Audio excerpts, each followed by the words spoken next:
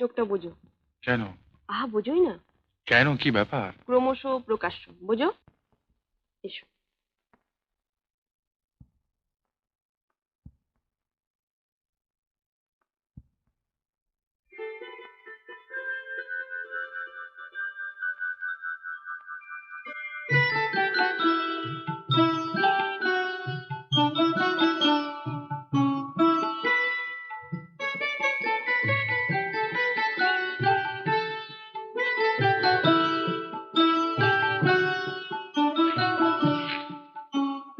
Beautiful.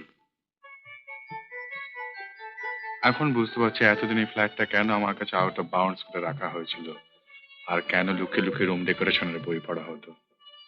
আগে হ্যাঁ মশাই, তোমাকে সারপ্রাইজ দেবার জন্য। এখন এদিকে এসো।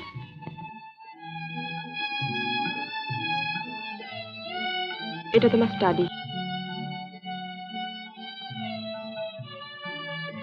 সুন্দর। বইগুলো আমি নিজে সিলেক্ট করেছি, তোমার পছন্দ হবে তো? হবে। এখন এখন না, চলে দিদি বেশো।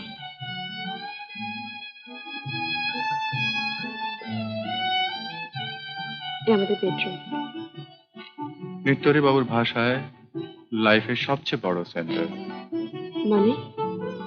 এইখানে আমাদের জন্ম, এইখানে আমাদের মৃত্যু, এইখানে আমাদের বিরহ, আর এইখানে আমাদের মিলন।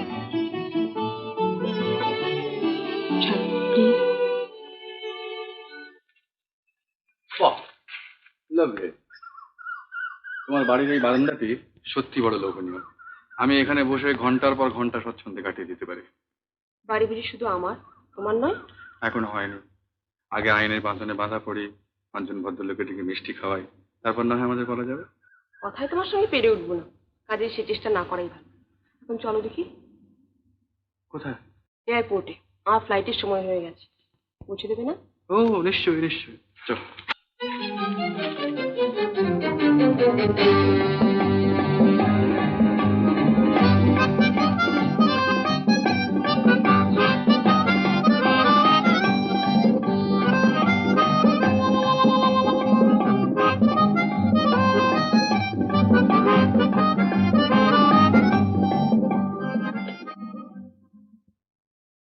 জানো, মনটা হঠাৎ কেমন খারাপ হয়ে গেল।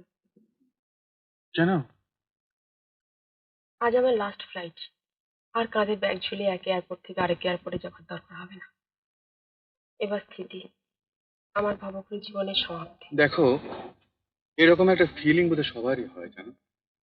আমি যখন শাহজাহান হোটেল ছেড়ে চলে আসি, আমারও মনের অবস্থা ঠিক এরকমই হয়েছিল। কিন্তু বিশ্বাস করো, আজ আমার মনে কোনো রকম অনুশোচনা নেই। I don't regret. আমি জানি।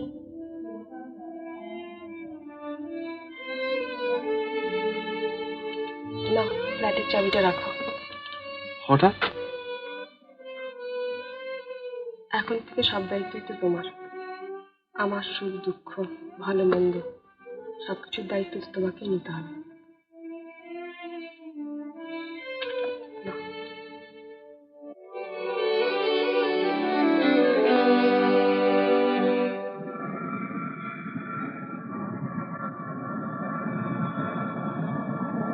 Will pass, please fasten their seatbelts and observe the nose looking sign.